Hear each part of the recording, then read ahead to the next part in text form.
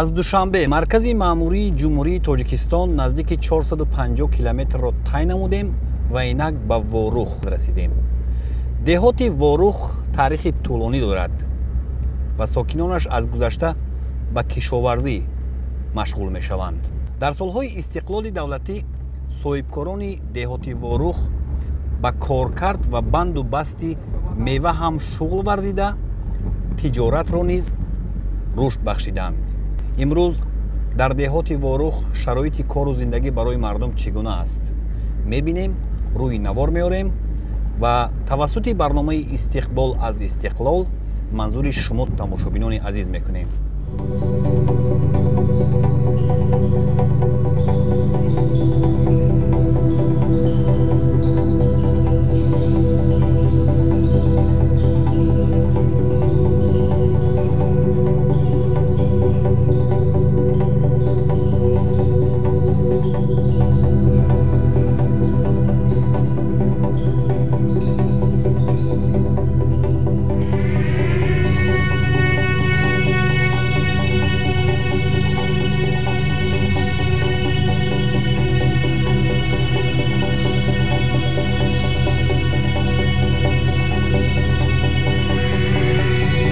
деҳоти ворух дар ҳудуди шаҳри исфараи вилояти суғди ҷумҳурии тоҷикистон аз кӯҳантарин макони тоҷикнишин буда таърихи беш аз 5000 сола дорад. исботи ин бозёфти баъзе осори аҳди кушонёну ҳайтолиҳо, аз ҷумла муҳр ва тобути чӯбӣ аз ин ҳудуд ва боз ҳам волотар дар китоби авесто дарҷ гардидани ворух шуда метавонад. дар асрҳои 11-12 ноҳияи исфара ва ворух чун дигар ноҳияҳо ба ҳайати давлати миллии тоҷикон сомониён дохил буд. деҳаи ворух дар асоси ҳуҷҷатҳои таърихӣ яке аз деҳаҳои кӯҳантарини тоҷикистон мебошад.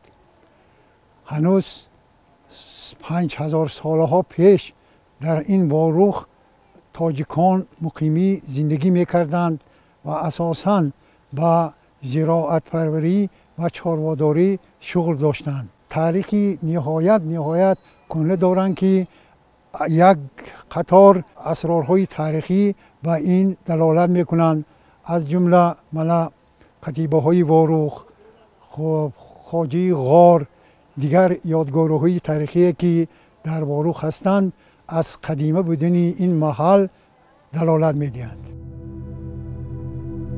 деҳаи ворух яъне маркази деҳоти имрӯзаи ворух баъд аз тамоҳуш ва бамкаҳуш севумин маркази таърихию фарҳангии водии исфара мебошад. вожаи ворух аз вараи форсии қадим гирифта шуда маънии қалъаро дорад. аз сабаби дар байни кӯҳҳо ҷой гирифтан ворух номгузорӣ шудааст. одамон аз азал дар ин гӯшаи сайёра ба кишоварзию чорводорӣ машғул буданд. паҳнои ворух дар канори ду дарьё зархез асту мардумаш меҳнатдӯст. соҳаи кишоварзӣ дар ворух ҳанӯз аз давраҳои дури таърих рушд кардааст ва имрӯз ҳам мардуми ин гӯшаи тоҷикистон ба кишту парвариши зироат ва боғдорӣ машғул мебошанд. албатта мутобиқ ба замон усулҳои нави таъмин намудани серҳосилиро аз худ намуда нигаҳдории дуруст ва коркарди маҳсулоти ҳосилшударо омӯхтаанд. имрӯз пешравиҳо дар деҳоти ворух на танҳо дар соҳаи кишоварзӣ, балки дар дигар самтҳо низ ба назар мерасад. аз ҷумла дар деҳот марказҳои савдою хизматрасонӣ, иншооти маъмурӣ ва ғайра бунёд шудааст ва аз ин ҳар як сокин баҳравар аст. маҳз бо ҷаҳду талоши пайвастаи сокинон, хоса соҳибкорони бонангу номуси он, маркази деҳот, деҳаи ворух ба як шаҳраки замонавӣ табдил ёфтааст. бо туфайли истиқлолияти ҷумҳурии тоҷикистон бо ғамхориҳои бевоситаи пешвои миллат, ворух рӯз аз рӯз ободу зебо мегардад. дар асоси дастуру сипоришҳои бевоситаи ҷаноби олӣ мана ҳамин дар тамоми солҳои охир як қатор иншоотҳои бисёр муҳим сохта ба истифода дода шуд. имрӯз соҳибкорони ворух барои ободии ворух бисёр ҳиссагузорӣ карда истоданд. чун дигар шаҳру деҳоти мамлакат дар деҳоти ворух ҳам нақшаи чорабиниҳо ба хотири 30 солагии истиқлоли давлатӣ таҳия гардида марҳила ба марҳила татбиқ шуда аст. бахшида ба ҷашни 30 солгии истиқлолияти давлатии ҷумҳурии Тоҷикистон дар асоси дастуру супоришҳои пешвои муаззими миллат ҷаноби олии муҳтарам Эмомалӣ Раҳмон дар ҷамоати деҳоти Ворух нақша чорабиниҳо тартиб дода шуда, дар он сохтмон аз навсозӣ, таъмир зиёда аз 48 иншоот ба нақша гирифта шудагӣ буд. аз соли 2018 то моҳи декабри соли 2021 нақша чорабиние ки мо тартиб дода будем 100% иҷро гардид. қасри Фарҳанг, мактаби нави замонавӣ барои 720 ҷои нишаст, 8 симфонии иловагӣ дар муассисаи таҳсилоти миёнавии умумии рақами 21, якчанд иншоотҳои таъйиноташ гуногуни хизматрасонӣ ки ба ҷамоати деҳоти Ворух бениҳоят зарур буд, аз қабили маркази хизматрасонии Наврӯз, маркази сайёҳӣ, фароғатӣ ва варзишии Ширин. 9 апрели соли 2021 бо иштироки пешвои муаззими миллат ҷаноби олии муҳтарам Эмомалӣ Раҳмон ба истифода дода шуд. нақшаи чорабиниҳои фавқузикр фарогири ҳамаи соҳаҳо буда, дар баробари бунёди бинову иншоти таъйиноти гуногун, ҳамчунин дар маҳаллаҳои аҳолинишин хати нави оби нӯшокӣ кашида шуда ва роҳҳои ҳудуди деҳот асфалтпӯш гардиданд. танҳо давоми соли 2021 бо маблағгузории соҳибкорони маҳаллӣ 14 километр роҳҳои байнидеҳавии деҳоти Ворух асфалтпӯш карда шудааст. ғайр аз 14 километре ки соли 2021 аз тарафи соҳибкорони маҳаллӣ аҳолии ҷамоати деҳоти Ворух мунфарш карда шуд, 7 километр аз ҳисоби мақомоти иҷроии ҳокимияти давлатии вилояти Суғд ва шаҳри Исфара ва инчунин соли 2020 аз тарафи соҳибкорон 1.5 километр ва соли 2018 аз тарафи соҳибкорони ҷамоати деҳоти Ворух 7 километр роҳҳои ҷамоати деҳоти Ворух дар маҷмӯъ аз соли 2018 то соли 2021 30 километр роҳҳои ҷамоати деҳоти Ворух мунфарш карда шуданд. дар маҳаллаҳо корҳои ободонӣ рӯз аз рӯз вусъати тоза ёфта истодааст. имрӯз тамоми аҳли маҳаллаҳои ҷамоати деҳоти Ворух тасмим гирифтанд ки пурра симчӯбҳои маҳаллаҳоро иваз намоянд. то ҳозира зиёда аз 300 симчӯб иваз карда шуда, тамоми маҳаллаҳо пурра чароғон карда шудааст. дар деҳоти Ворух барванди таҳсил дар ҳамаи муассисаҳои таълимӣ аҳамияти хоса зоҳир гардида, ҳамасола иншооти соҳа аз таъмир бароварда мешавад. муассисаи таълимии рақами 74 ки дар доираи нақшаи чорабиниҳо бахшида ба 30-солагии истиқлоли давлатӣ дар деҳаи сангтӯдаи деҳоти Ворух мавриди баҳрабардорӣ қарор гирифт, дорои шароити мусоиди таълиму тадрис мебошад.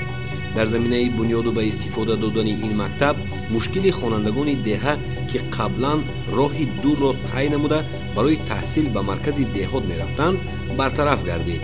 8 синфхонаи иловагӣ дар назди муассисаи таҳсилоти миёнаи умумии рақами 21 низ замонавӣ сохта шуда бо ҷиҳози зарурӣ таъмин мебошад.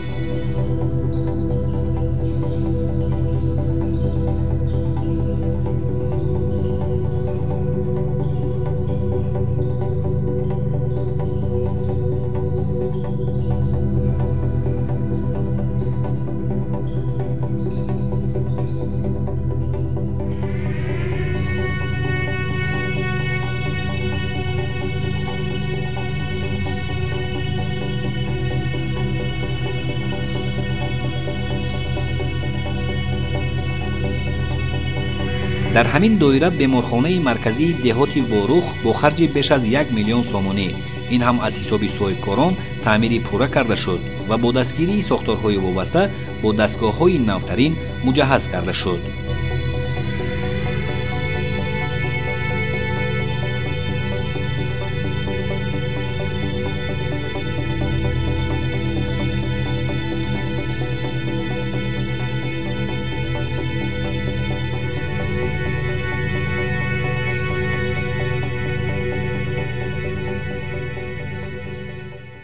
شرافتی من استقلالیت 30 سالگی استقلالیت بشده شده من این بیمارخانه مایام از طرف صاحبکاران بی‌نهایت از همه کار تامین کردن، همین روزم در ماشام دیگه جوشامش تامین کرده شدن. حاضر برای با گرداندی تشخیص و خوبه با تبابت ها با رنگینی رقمی گرفت و آوردن متخصصان ما هستند. امکاناتی که حضور ما داده شده است و ما همین امکاناتی درست میداد که ما بیمارا را درست‌تر تبابت کنیم، تشخیص بدیم. در سال اینجا یک حسی خودمون رو گذاریم. اینجا شعبه قانون به شعبه بچگانه، شعبه امراض داخلی هست، شعبه تولدخانه هست، اینجا شعبه جراحی هم هست که خدمت مردم میکنن. اینجا مرکز دهات واروخ شهر ایسفره است. مرکز این دهات یک شهرک زمانوی رو میماند. بناهای زیبا در اینجا قامت افروختند، کوچه ها تازه و آزاده. مهمتر از همه در مرکز این دهات پرچم در بلندی 5 متر پرتفافشان است. میدان این پرچم برای سیر و گشت ساکنان بسا مساعد است و پرتفافشانی خود پرچم یک عامل است در بیدار ساختن حسی وطندوستی و میهن‌پرستی جوانان و نورسان. در پهلوی راست من قصر فرهنگ را بنیاد نمودند که از 2 آشیانه عبارت است. از بیرون طور معلوم است قصر بسیار با حشمت، زیبا و گمانم موافق برای گذراندن چهاربینی‌های عمومی از جمله چهاربینی‌های فرهنگی است.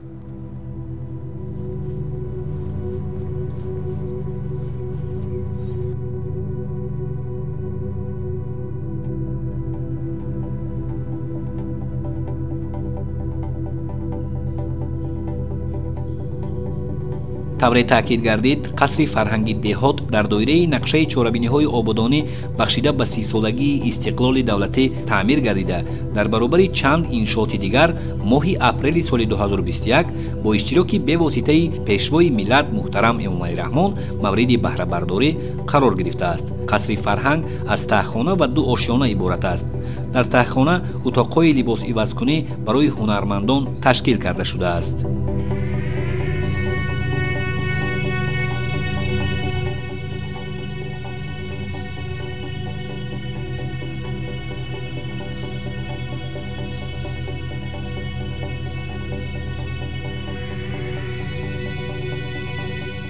واقعا قصر فرهنگی دهات واروخ شهر ایسفره با یک مهارت بلند و ناتکرار بنیاد گردیده است، البته با اصول معماری ملی. و این قصر طور شاهد گردیدیم دارای شرایط خوبی برگزار نمودن چهاربینی‌های فرهنگی نیز هست. راهبری قصر مذکور را هنرمندی خوش‌آواز علوچی فرهنگ جمهوری تاجیکستان نیازف بر عهده دارند و طوری می‌بینیم این کس با نوازش بسیار زیبا مشغول هستند.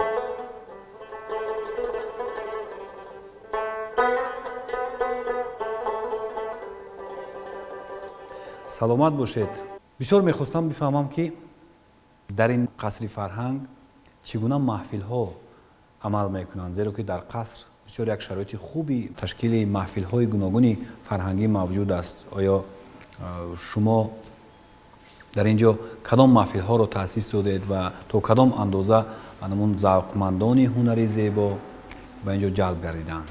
امروزها در قصر جماعت دهات واروخ محفل‌های گوناگون عمل می‌کند، از جمله محفلی سخنوری، راویگی، سرایندگی، نوازندگی، هنرهای مردمی، طبیعت دوستان و فرزندان مردم به اینجا آمده از این یا آن هنر بهره‌مند می‌شوند و این برای خودشناسی ملی، برای وطن دوستی، برای شناختی اصل خویش یک تأثیری خیلی مثبت می‌گذارد. در مجموع چند نفر شامل هستند به این محفل‌ها؟ در این محفل‌ها همگی 76 نفر جوان پسران، دختران اعضا هستند و در اینجا آمده برای خود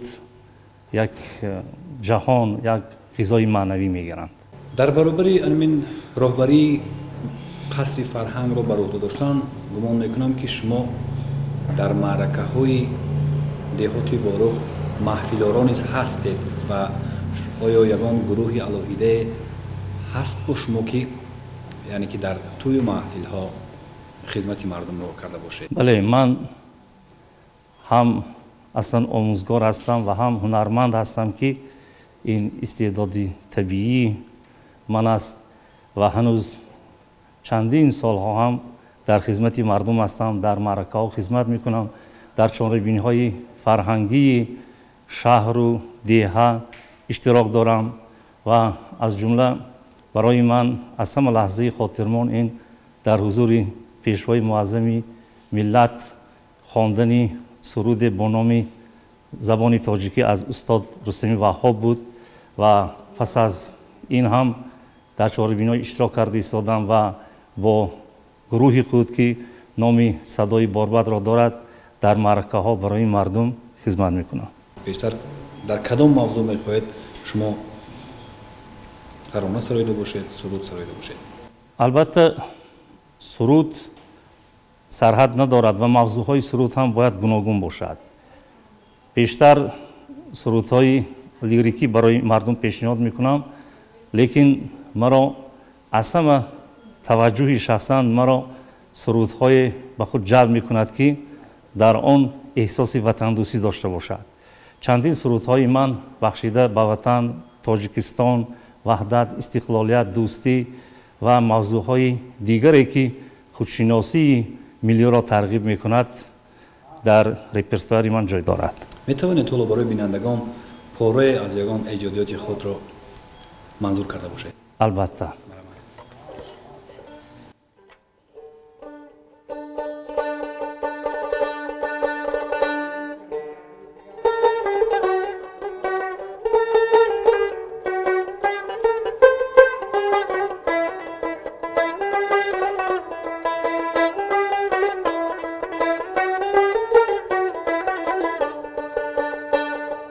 تاجیکستان عاشقانه در کنارت زیستم، عاشقی گل عاشقی فصلی بهارت زیستم، از بلندی بال بیخندان به دنیا بنگرم، در قطاری لاله های کوسارت زیستم. تاجیکستان تاجیکستان مادری جان زنده باش، تاجیکستان یادگاری آل سامان زنده باش. تاجیکستان تاجیکستان مادری جان زنده باش، تاجیکستان یادگاری آل سامان زنده باش. سلامت باشید، آوازتان خسته نباشد. سلامت باشید. شاگرد آیا تیار کرده اید؟ هستند شاگردانتون که پیروی یعنی هنری شما شده باشند و از شما آموخته باشند؟ بله، البته هر یک هنرمند باید که شاگرد داشته باشد و از جمله در دیهه واروخ من شاگردانی زیادی دارم.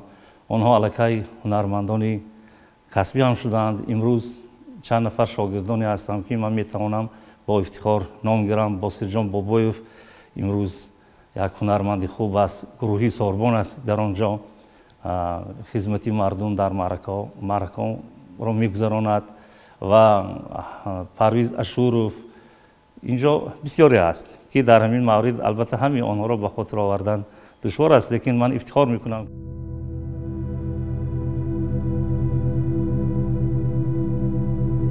در آشیانه یکمی قصر فرهنگ تالاری اساسی با 460 جای نشست، تالاری ثبت اسناد حالت شهروندی و دیگر اتاقهای یاری رسان. در آشیانه دوم باشد اتاقهای کاری و برای تشکیل محفل‌های هنرمندی شرایط مهیا می باشد. کتابخانه الکترونی و عنعنوی نیز در آشیانه دوم تشکیل گردیده است. کتابخانه دارای 3000 نسخه کتاب می باشد.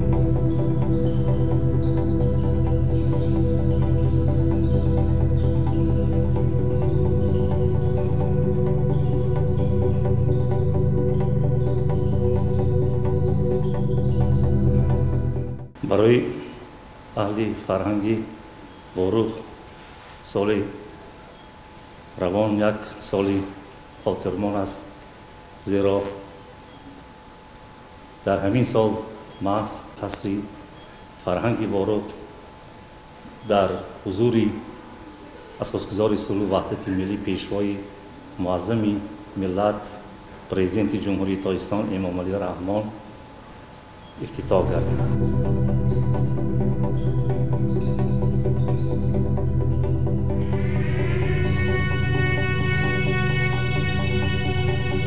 ба самти тарғиби тарзи ҳаёти солим ва ҷалби ҷавонону наврасон ба варзиш низ дар деҳоти ворӯх таваҷҷӯҳ зоҳир гардида, бунёди майдонча ва толори варзиш, инчунин майдонча барои бозии кӯдаконро соҳибкорон муҳим шуморидаанд. дар ин давра дар ҳар як маҳалла ва дар назди муассисаҳои таълимӣ иншоати варзишӣ бунёд карда шудааст.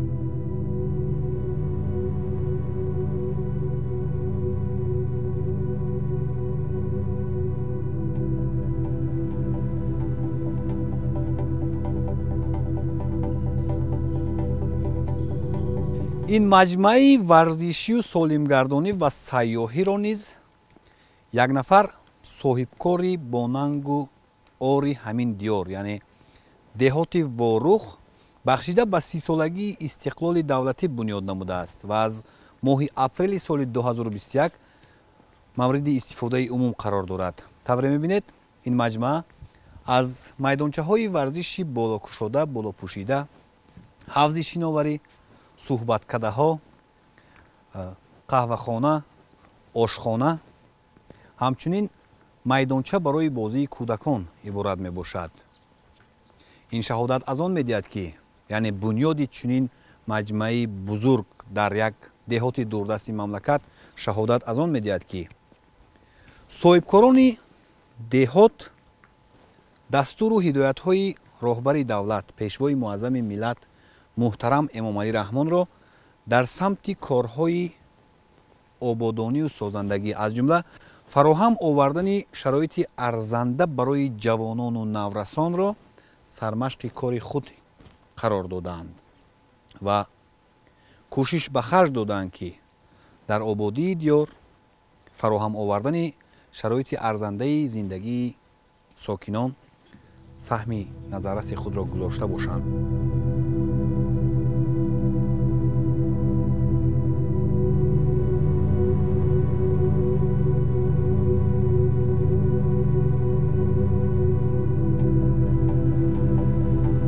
خلاصه در پیروی به سیاست سازنده راهبریت عالی مملکت، ساکنان دهاتی ورخ انجام کارهای آبادانی و سازندگی را مرام خویش انتخاب نموده در این زمینه محل زیستشان را آباد و پیشرفته گردانیدند.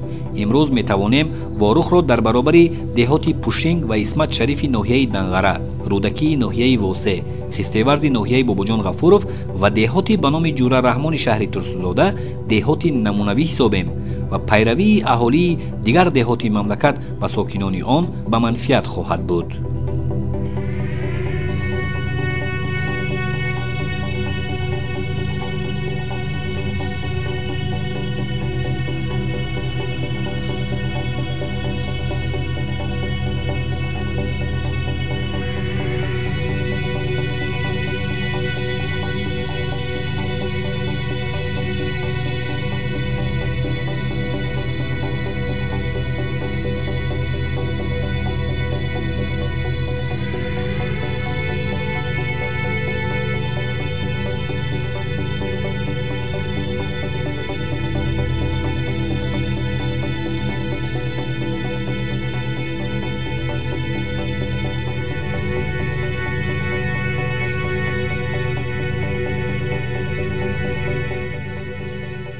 از دهه ورخ دو دریا می‌گذرد و این دو دریا را یک بلندی از هم جدا میکند که اینجا رو ساکنان محلی قلعه میگویند. از این قلعه همین دو دره بسیار زیبا پورا نمایان است و دهه وارخ واقعا یک جای هست تماشاباب، دلپسند و ساکنانش بسیار صمیمی و مهمانواز.